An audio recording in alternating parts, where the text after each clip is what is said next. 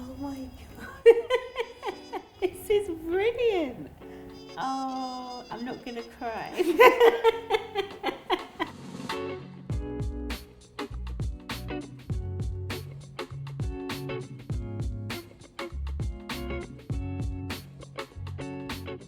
Hello. Hello. I'm Lou. Hello, Lou. How are you doing? I'm good, thank you. How are you really feeling at the moment? Excited and nervous. Yeah. So tell me about yourself, tell me your name, any hobbies, what your job is. My name is Rachel, and I work for the NHS. And when I'm not doing that, I'm busy being mum. I like to make TikToks. What kind of TikToks do you do? I prefer to do the lip sync ones. I used to be able to dance really well. I still think I can. I still think I'm quite cool, but my daughter would say differently, but I think I'm quite cool still. Yeah. If you had to describe yourself using any 3 words, what words would they be? Positive, Yeah. optimistic, and tenacious. Can someone spell tenacious for me? Do you think that you put out a different sort of image to the world to how you feel inside?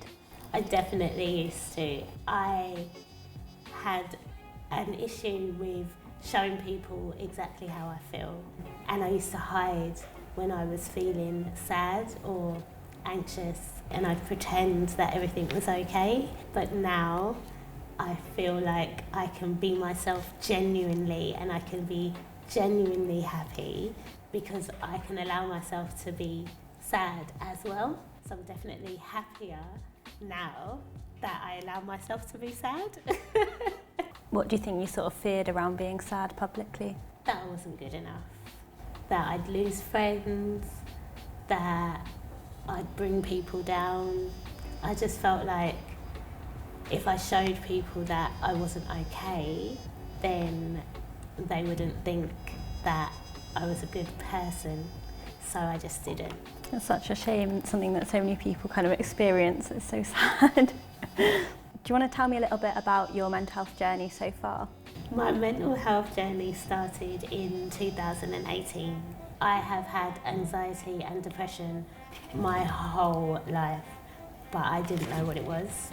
I used to have quite unhealthy ways of coping, which would be just to shut down.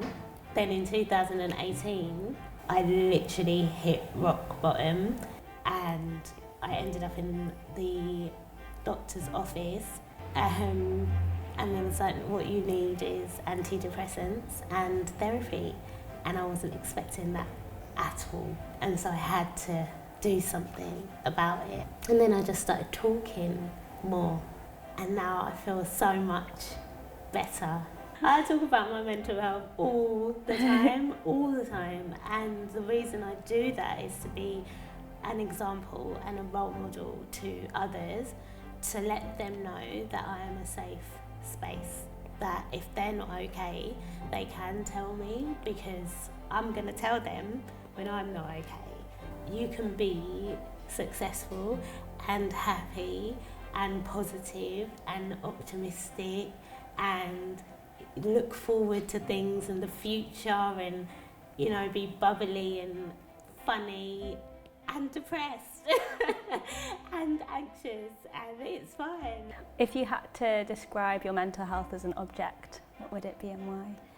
As an object, it would definitely be a cushion, because I'd say if I'm happy, I feel comfort and safe.